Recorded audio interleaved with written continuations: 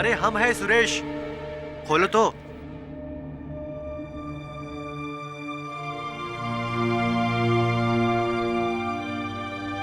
अरे क्या पिंकी, कितना टाइम लगे दरवाजा खोलने में? कुत्ते में कोई मुझे देख लेता तो। हमें लगा हमारे या तुम्हारे घर वालों में से अरे कोई। किसे पता कि हम यहाँ छुपे हुए?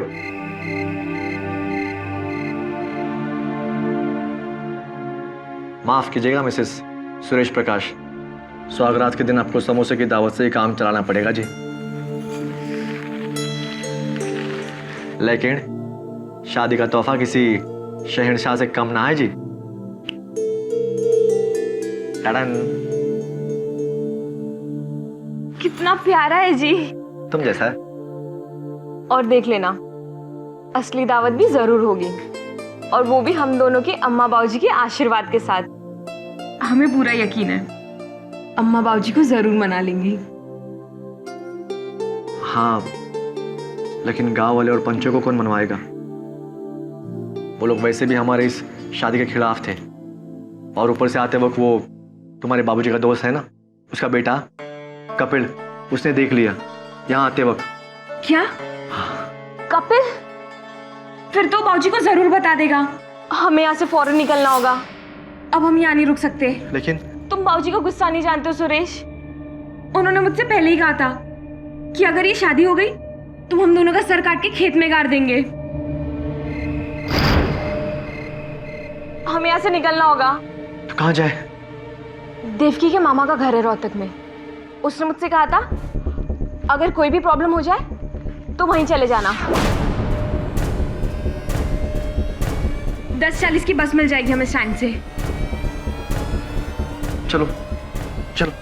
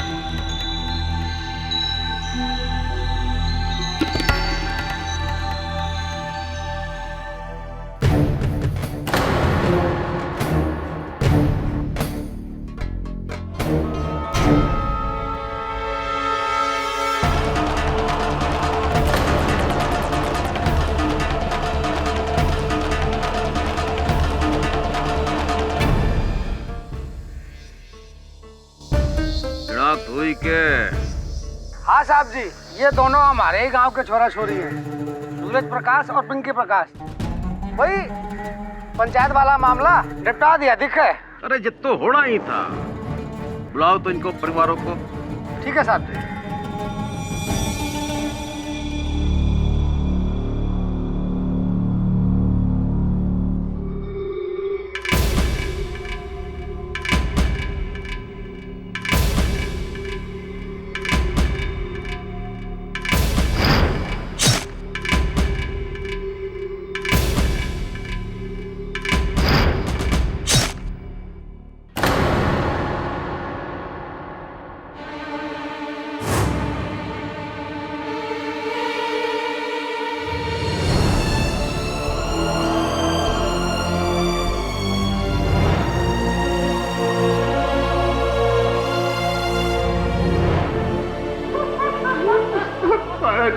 सुरेश हाथ मत लगाओ।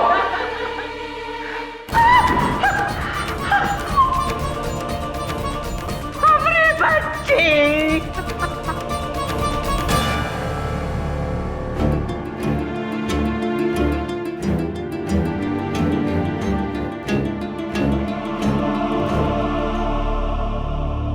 केस खड़ा सीधा है जी। आपके छोरे और इनकी छोड़ी ने बिरादरी और गांव के खिलाफ जाके भागकर शादी की और नतीजे में मिली दोनों को मौत। अब आप ही बताओ, अगर आपको शक है तो किस पे? अरे बोलो भी, कौन है मारा इन्हें?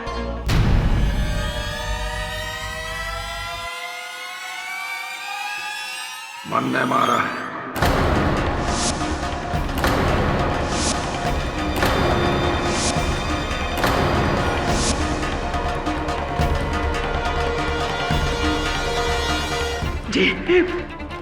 जी क्या कह रहे हो आप?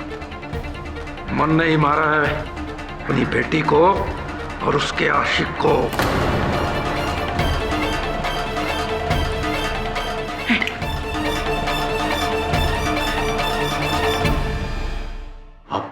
आप तो बाप हो उसकी।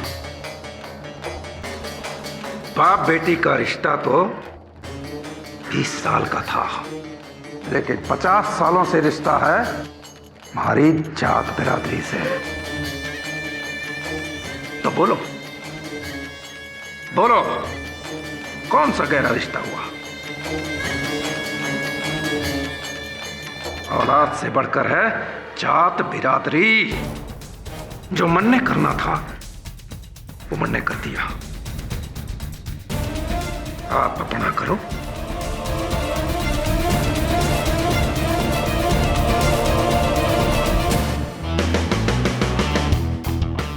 केडी, ये देखो, एक बाप ने अपनी ही बेटी और दामाद की हत्या कर दी अपना सम्मान बचाने के लिए, जस्ट बिकॉज द गर्ल एक ही कास्ट में शादी की। और नॉर्मली तो दूसरे कास्ट में शादी करने को ये प्रॉब्लम आता है।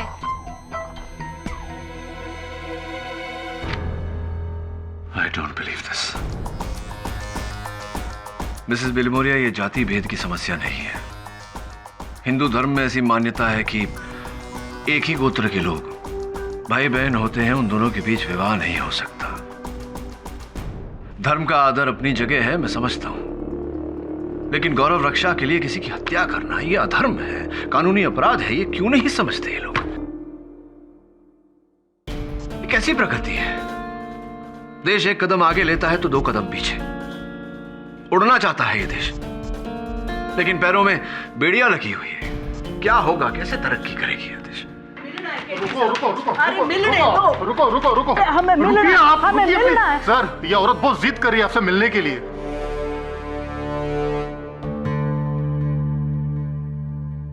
तुम जाओ, मैं देखता हूं। ठीक है सर। आइए, क्या बात है? आप सरकार केडी पाठक हो ना, जो बेगुनाहों को बचा लेता है? जी, मैं केडी पाठक हूं। आप कौन? जी, हमारा नाम लाजवंती प्रकाश है। वो कालकोरा हरियाणा से आए हैं अपने पति चांद प्रकाश का केस लेकर। लेकिन लाजवंती जी, आपके पति ने तो पूरे होशो हवास में अपना अपराध स्वीकार किया है। और क्या करते, मजबूरी जो ठहरी। मजबूरी कैसी? उन्होंने अपनी बेटी की हत्या की है, उसमें मजबूरी मैं समझा नहीं। आप हमारे यहाँ को न जानते हो साहब जी। पीढ़ियों से चली आ रही प्रथा को इंसान तो क्या, भगवान से भी बढ़कर माने हैं। एक ही जात बिरादरी के लड़का लड़की की शादी की सख्त मनाही है। एक ही बिरादरी के लोगों को गांव वाले भाई बहन समझे है। जे कोई यो प्रथा की खिलाफी करे, समझो उसकी जान गई। उसके परिवार का हुक्का पानी बंद कर देवे, नरक जैसा व्यवहार करे उसके साथ। हमारी 3 बेटियां, सबसे बड़ी पिंकी थी, उसके बाद एक, और जो सबसे छोटी। पिंकी के पाप का प्रायश्चित अगर हमने ना किया तो हमारी ये 2 बेटियां का बयां गांव वाले और पंचायत वाले कभी न करने देंगे। इसलिए पिंकी के कत्ल का पिंकी के बापू ने अपने सर इल्जाम ले लिया, ताकि गांव में हमारा नाम और इज्जत बनी रहे, इन दोनों बेटियों का भविष्य बर्बाद ना हो। घड़ा पाप का घड़ा प्रायश्चित। साहब जी, हमने अपनी बेटी खो दी है अब हम पिंकी के बापू को न खोना चाहे। आपके बारे में तो बहुत सुना है कि आप चमत्कार से गुनहगार के पास पहुंच के बेगुनाह को बचा लेवे हैं। आप पिंकी के बापू को बचा लो साहब जी, इन बच्चों के बापू को बचा लो साहब जी। क्या कर रहे हैं आप? बैठ जाइए।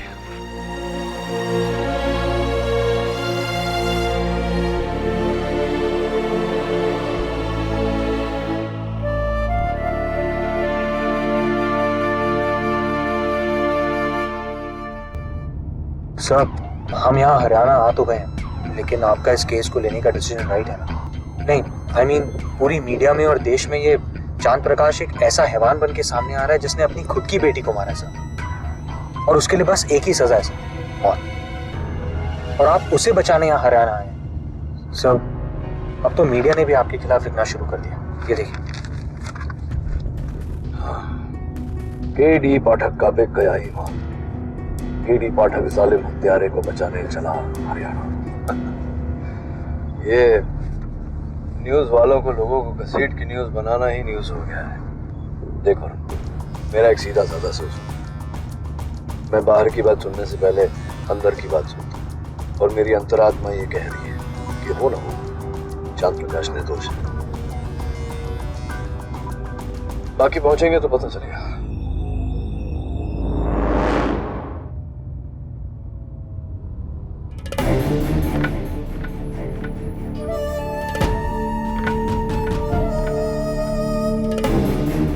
नमस्कार चांद प्रकाश जी, मेरा नाम केडी पाठक है, मुंबई से आया हूं, आपका वकील।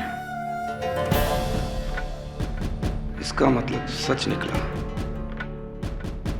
जो लोग कह रहे थे कि तू हमसे बिना बताए, बिना पूछे शहर चली गई वकील लेने। देखिए, आप चुप रहिए, मैं अपनी पत्नी से बात कर रहा हूं।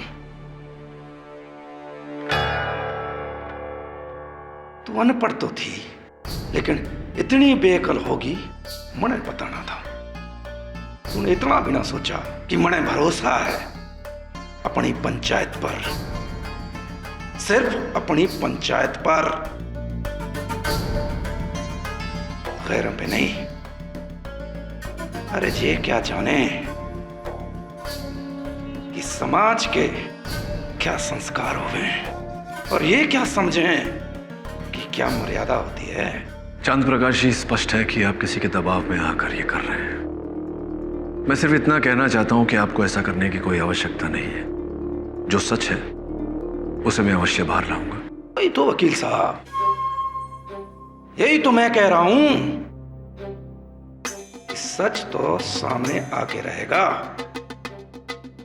चाहिए 100 झूठ भर दे आपके कान में, और चाहे आप 100 दलीलें रख लें हमारे वास्ते, लेकिन आपकी 100 दलीलें, 100 झूठ औंधे मुंह गिर जाएंगी, क्योंकि बड़े से बड़ा सच तो यो ही है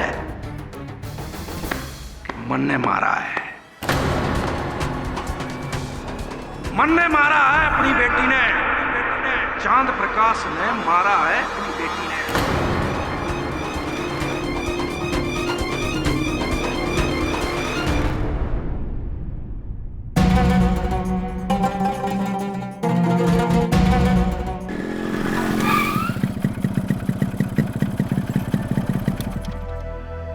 राम राम सरपंच जी। राम राम महेंद्र, राम राम।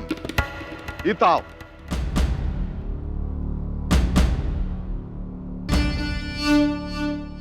जी सरपंच जी। भाई, गांव में सुना से कि तुम लोगों ने शहर से वकील बुलाया से। भाई, तुम लोग इतने बड़े हो गए कि पंचायत की सलाह भी ना ली। सरपंच जी, हमने वकील को नहीं बुलाया। पंचों के होते हुए हम भला गैर की ओर क्यों कर मुड़ेंगे? तो उस लाजो के भेजे में ये बात डाल दे। एक छोरी तो खो दी है उसने, कहीं ऐसा ना हो कि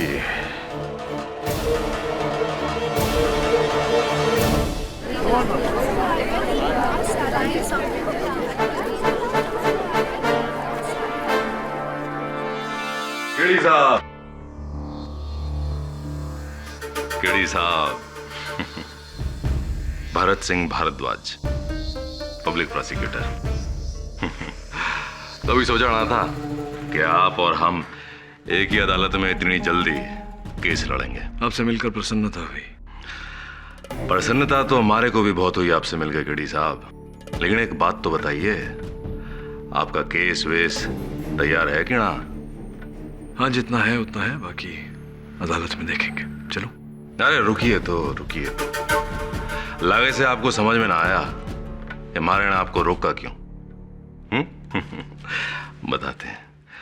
जो भी आपको बोलना है ना, अभी यहीं बोल लो, वन शॉट में, क्योंकि अंदर तो आपको कुछ भी बोलने का मौका मिलेगा नहीं, चांस ही ना मिले। केस कब शुरू होगा, कब खत्म होगा, आपको पता भी ना चलेगा। इसलिए अंदर की जो भड़ास है या जितनी भी वकालत शकालत झाड़नी है, यहीं झाड़ लो केडी साहब। Excuse me. I have a case to fight.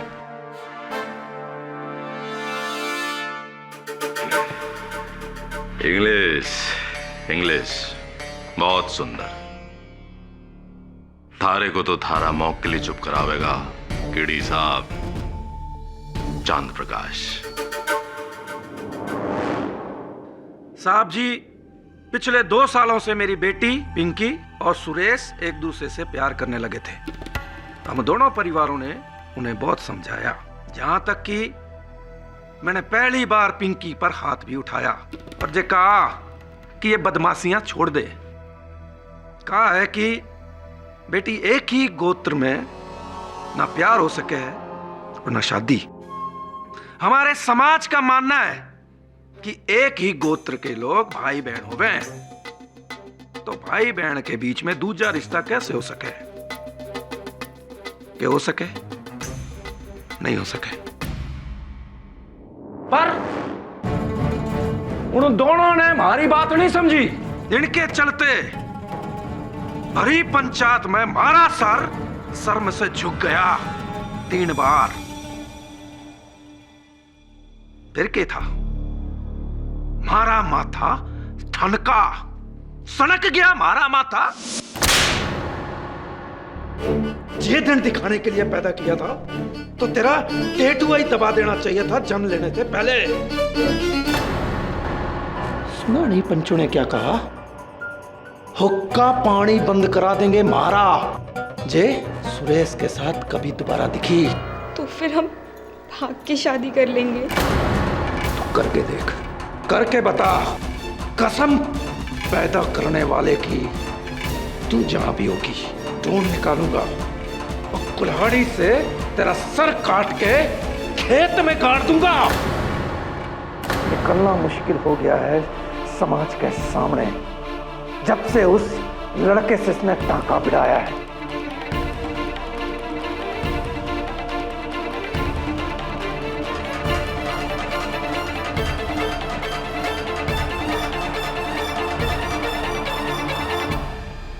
देख बेटिया, तेरे सामने हाथ जोड़ते हैं। तू जहां कहेगी, जिससे भी कहेगी, थारी शादी करा देंगे। पर तुझे उस सुरेश को बुलाना होगा उसको। हमारे हाथ जोड़ने को उसने हमारी कमजोरी समझ लिया। फिर क्या था? अगले दिन वो घर से भाग गई, उस लौंडे के साथ घर से भाग गई। हमारी संस्कार, हमारी मर्यादा, हमारी इज्जत को धूल में रौंदते हुए।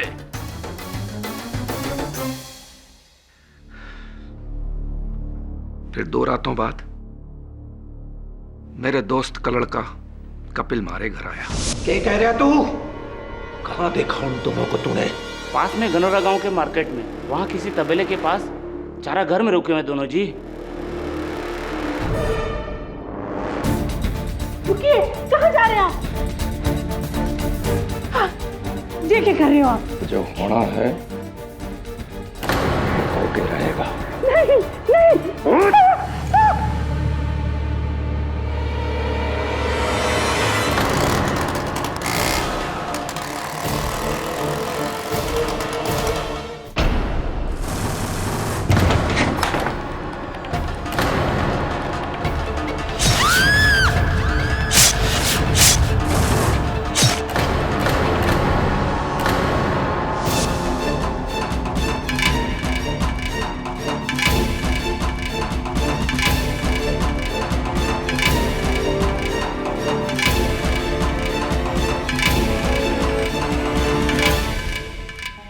मैंने उन दोनों लाशों को बोरे में भरकर फेंक दिया और कुल्हाड़ी ने नदी में फेंक दिया और घर आ गया। अरे वकील साहब, एक गिलास पानी मिलेगा? घड़ा भर गया मेरा। अरे पानी क्यों ना मिलेगा चांद प्रकाश जी?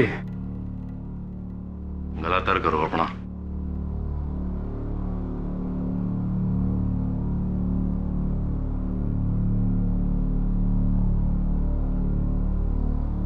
तो चांद प्रकाश जी, सुरेश तो गैर था, चलो उसका समझ में आवे आपने जो किया। पर पिंकी, पिंकी तो आपकी अपनी बेटी थी। उसको काटते वक्त, चीरते वक्त आपके हाथ ना कांपे?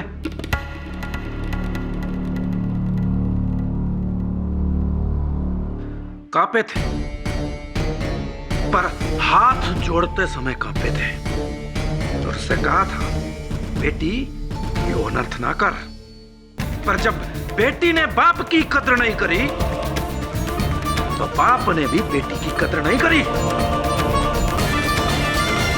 मार दिया मैंने दोनों ने। यानी कि अब भी आपको अपने किए का कोई पश्चाताप ना है? नहीं। और एक बात और, मेरी 2 बेटियां हैं। अगर उन बेटियों ने भी ऐसी हरकत की तो उनका भी वही हश्र होगा जो पिंकी का हुआ। चंद प्रकाश जी, लेकिन केडी साहब, हमारी बात पूरी तो होने दीजिए, घनी जल्दी से आप। हाँ तो चंद प्रकाश जी, आपने अभी अभी जो कटघरे में कहा उसे हम 100% सच माने। कैसे, मेरा मतलब ये है कि आपने जो कहा वो किसी दबाव में, किसी के डर की वजह से या किसी के बहकावे में आके तो बयान ना दिया है, क्योंकि डी साहब? वकील साहब, मैं ना तो किसी के दबाव में हूं और ना किसी के दबाव में बोल रहा हूं। हमने जो कहा वो 16% सच है। ठीक है के चंद प्रकाश जी, आपको लग रहा है झूठ बोल रहे हैं? चलो, अतिथि महोदय की संतुष्टि के लिए मान लेते हैं कि चांद प्रकाश जी फिलहाल झूठ बोल रहे हैं। अब भाई मुंबई से आए केडी साहब, इतना तो मानेंगे। ठीक है, तो फिर साबित करते हैं। हमारी पहली गवाह है पिंकी की बचपन की सहेली देवकी जी। बड़े ताऊ जी जो भी कह रहे हैं वो सब सच है। उस रोज जब उन्होंने सुरेश और पिंकी को जान से मारने की धमकी दी थी ना साहब, उस वक्त हम वही थे उनके घर में। जज साहब, हमारा अगला गवाह है चांद प्रकाश जी के मित्र अनोखीलाल का बेटा कपिल जी। कत्ल के रोज हमारे सामने ही आग बबूला होके कुल्हाड़ी लिए घर से निकले थे। हमें तो तभी डर हो गया था कि अब पिंकी और सुरेश की खेर नहीं, बेकार का मरवा दिया हमने उनको। जज साहब, हमारे अगले गवाह सुरेश प्रकाश के चाचा महेंद्र प्रकाश। जज साहब, मैं मोटरसाइकिल से अपने घर जा रहा था। मैंने देखा यो पूरे ताव में कुल्हाड़ी लिए स्कूटर पर जा रहा था।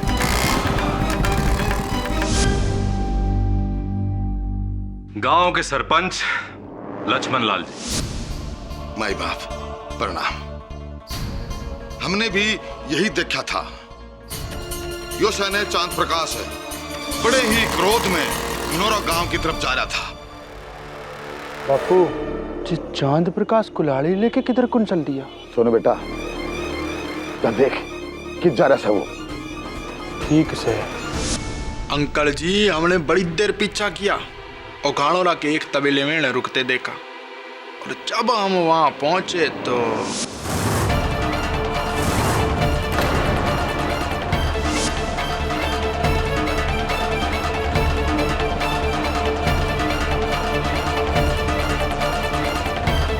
इतने सारे चश्मदीद लोगों की गवाही के बाद कोई मंदमूढ़ इंसान भी यही बोलेगा कि आपने जो जो इस कटघरे में कहा वो 16 आने सच है। जज साहब,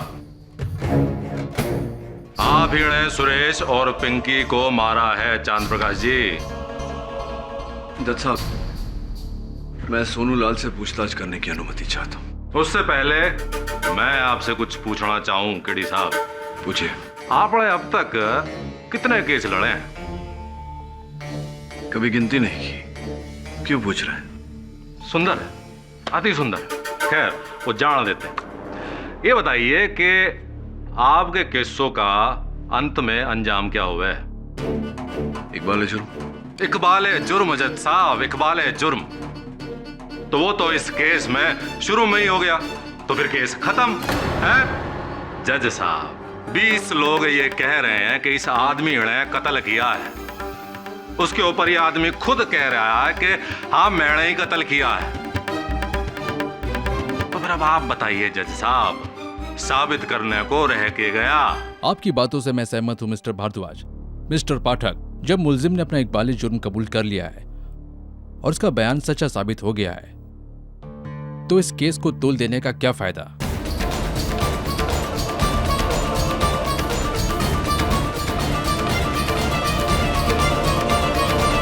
मेरे ख्याल से इस केस को यहीं खत्म कर देना चाहिए। जज साहब,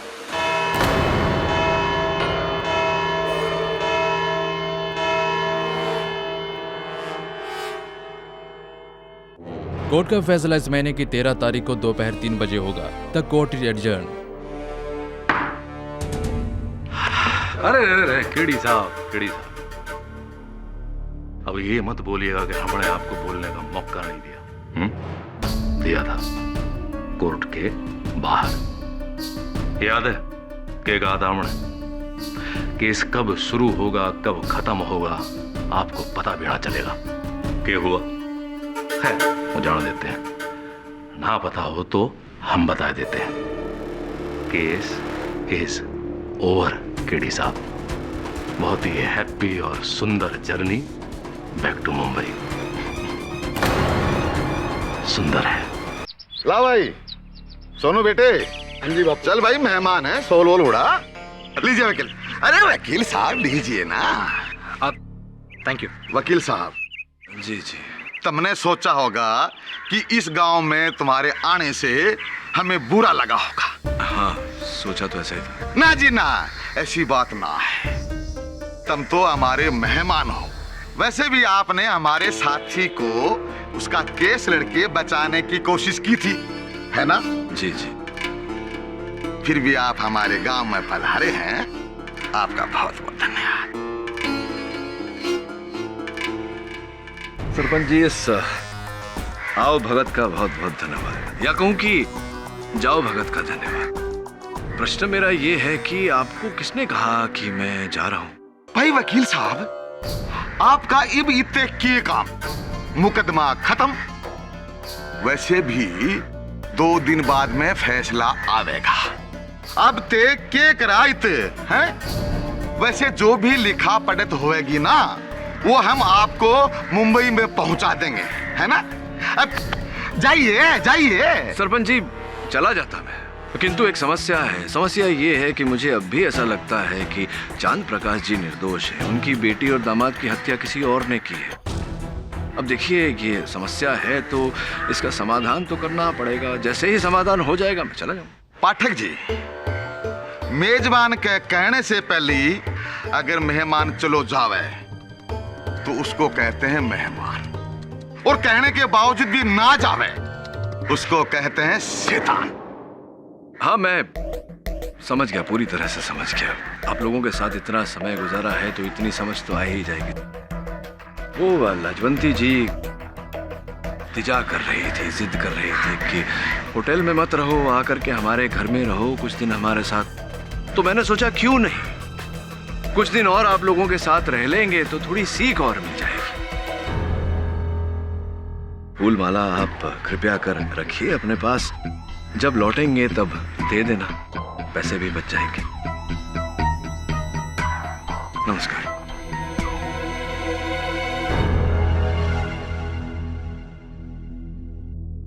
सांप के पिटारे में हाथ मत डाल केडी। अरे तू क्या जानता है कि जात और पास क्या होती है? अगली बार जब तू आएगा ना तो इन फूलों का रंग बसंती होगा और कपड़े का रंग सफेद। चला जा यहाँ से, चला जा। आई थिंक इनमें से किसी एक गांव वाले ने ये काम किया है, चांद प्रकाश को बलि का बकरा बनाकर खुद अपना जुर्म छुपा। जानता हूँ वरुण, लेकिन इनकी पोल खोलने के लिए ये जरूरी है कि चांद प्रकाश जी अपनी बेगुनाही कबूल करें, नहीं तो अदालत में मेरी हर दलील व्यर्थ हो जाएगी। गुनहगार से गुनाह कबूल करवाऊं उससे पहले चांद प्रकाश जी से उनकी बेगुनाही कबूल करवानी होगी। अगर कोई कुछ नहीं कहना चाहता तो ये अदालत चांद प्रकाश के खिलाफ अपना फैसला सुनाने जाती है। मैं कुछ कहना चाहूंगा। अब के कहना चाहो? You can proceed mister KD. चांद प्रकाश की हत्या के दिन क्या पहना था आपने? वस्त्र क्या थे आपके? अरे वकील साहब, ऐसे ही कुर्ता पहना था और धोती पहनी थी। यही कुर्ता? हाँ, यो ही था। तो साहब, मैं सोनू लाल को गड़खरे में बुलाना चाहूंगा। इजाजत है। सोनू, आपने बताया था कि आपने चांद प्रकाश जी को पिंकी और सुरेश पर कुल्हाड़ी से वार करते हुए देखा। कितनी दूरी पर थे चांद प्रकाश जी जब उन्होंने कुल्हाड़ी से वार किया था? दूरी के तो पकड़ पकड़ के बाहर कर रहे थे। तो स्पष्ट बात है कि जब कुल्हाड़ी से वार हुआ था तो खून की बौछार हुई होगी। अरे चारों तरफ खून ही खून था, साव मारे से तो देखा ना गया। अगर ऐसा है तो ऐसा कैसे हुआ?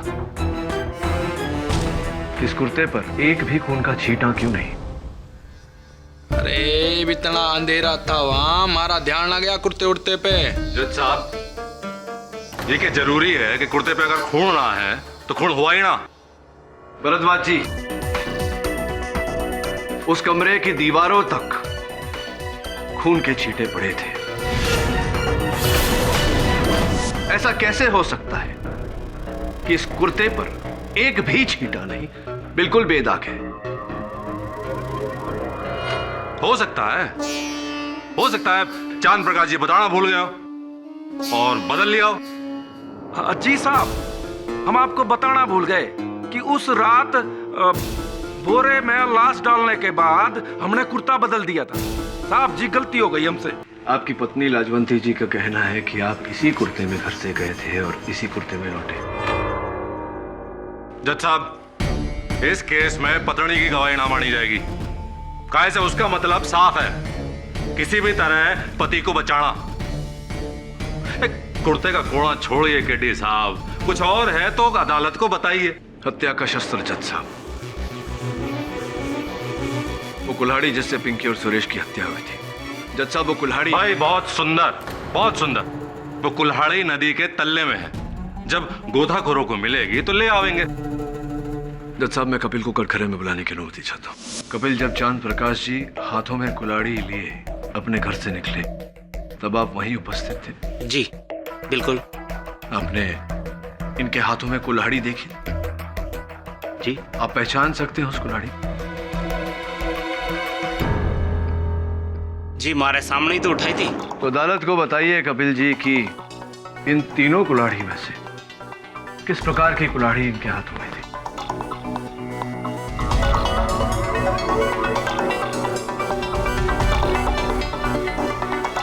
जी, वो बीच वाली। बीच वाली? वैसी? जी। जज साहब, मैं कपिल के कथन से सहमत हूं, क्योंकि चांद प्रकाश जी के घर वालों का कहना है कि इनके पास जो कुल्हाड़ी थी वो बिल्कुल ऐसी ही थी। भाई बहुत सुंदर पाठक जी, आपके कुल्हाड़ी की कंपनी वालों से भी पता लगवाओगे? इसकी कोई आवश्यकता नहीं है भरद्वाज जी। जज साहब, पोस्टमार्टम रिपोर्ट का कहना है कि पिंकी के शरीर पर जो घाव थे वो 6 इंच के धार वाली कुल्हाड़ी से की गई थी, और ये कुल्हाड़ी, योर ऑनर, जिस तरह की कुल्हाड़ी चांद प्रकाश जी के घर में थी वो 4 इंच के धार वाली है, और 4 इंच के धार वाली कुल्हाड़ी से 6 इंच का घाव नहीं हो सकता। जज साहब,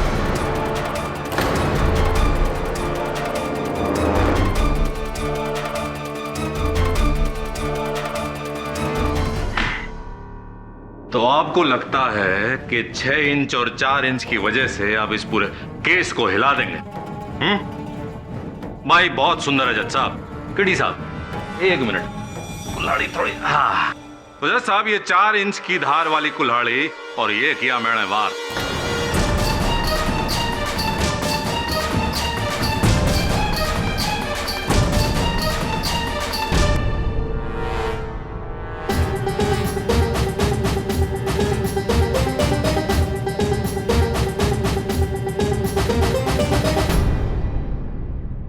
चार इंच की धार वाली कुल्हाड़ी और 6 इंच का वार।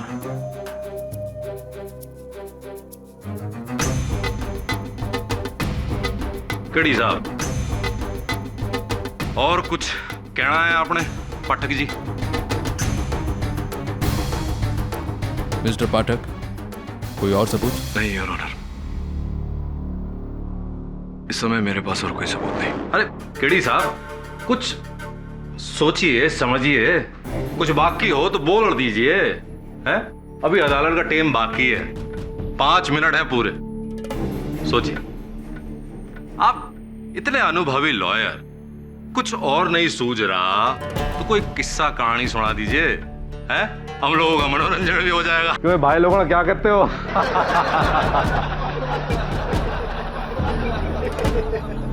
केडी साहब, वरना लोग कहेंगे कालकोरा वालों ने केडी साहब को बंबई से इतनी दूर बुलाया और बोलने का मौका तक ना दिया। ठीक है भरद्वाज जी,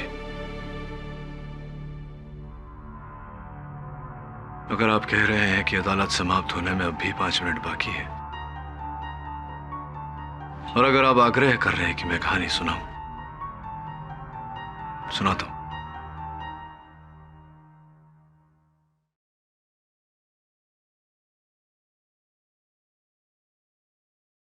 ये कहानी मेरे किसी रोमांचक केस के बारे में नहीं,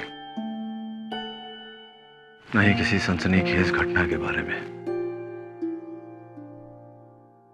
एक साधारण सी कथा है, एक पिता और उसके 3 वर्षीय छोटी नन्ही सी बच्ची की। वो बच्ची जिसे तब तक नींद नहीं आती जब तक वो अपने पिता के दाहिने कंधे पर सर रखकर नहीं सोती, और तब भी अगर नींद नहीं आती तो पिता उसे गोद में उठाकर सीने से लगाकर रात भर आंगन में टहलते, बार बार वही लोरी सुनाते जिसे गाते हुए न पिता कभी थका, न सुनते हुए बेटी थकी। अपनी वर्षों से बढ़ाई हुई मूंछ को केवल इस कारण काट दिया था कि वो मूंछ उस बच्ची को चुभती थी। समय भी था, 8 साल की थी बच्ची जब गांव में अकाल पड़ा। घर में खाने को अन्न का दाना नहीं। वो बच्ची अपनी गुड़िया लेकर, जिस गुड़िया का नाम बड़े प्यार से नीलम रखा था, उस गुड़िया को लेकर अपने पिता के पास गई और कहा कि बापूजी, मां के कंगन के साथ इस गुड़िया को भी बेच दीजिए, घर में थोड़े और पैसे आ जाएंगे। कुछ समय और बीता, वो बच्ची 13 साल की हुई। स्कूल में निबंध का कार्य दिया गया। निबंध का विषय था मेरे जीवन में सबसे प्रिय, और हर छात्र ने अपने मां पर निबंध लिखा। सिर्फ उस बच्ची ने लिखा, मेरे प्रिय बापूजी।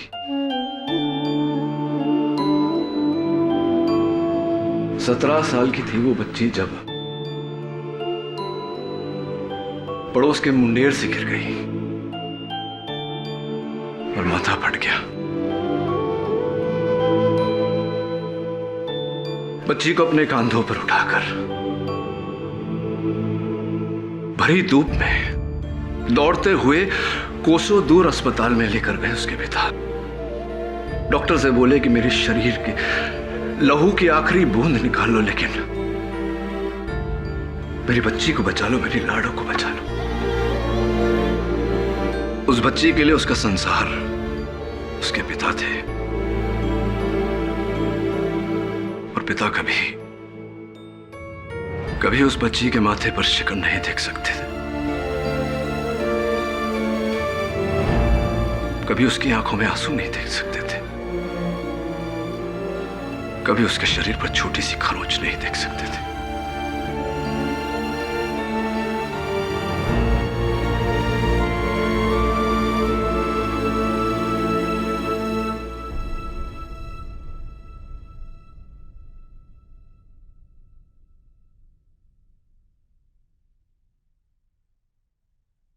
जज साहब, ये पिंकी के मृत शरीर की कुछ तस्वीरें हैं। पहला वार उनके कंधे पर किया गया था। घाव के साथ साथ कंधे की हड्डी भी टूट गई। दूसरे वार से हाथ की सारी नसें कट गई, लहू की बौछार हो गई। तीसरे वार से जज साहब पेट पूरी तरह से चीर दिया गया।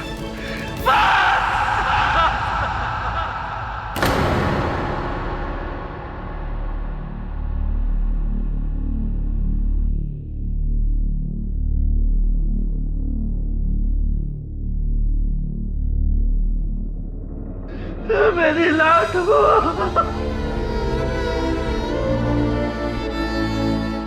मेरी लाडो, मेरी बच्ची।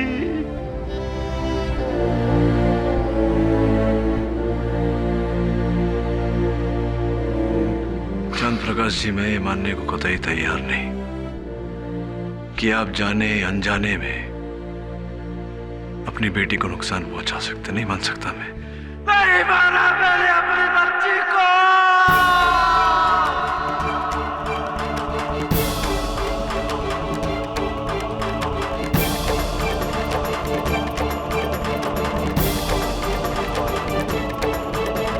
नहीं मारा मैंने अपनी बच्ची को।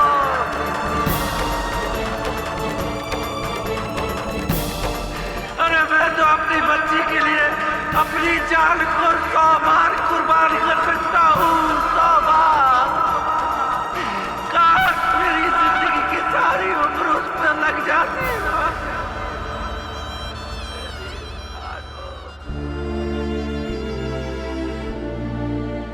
लाडो, मेरी बच्ची लाडो।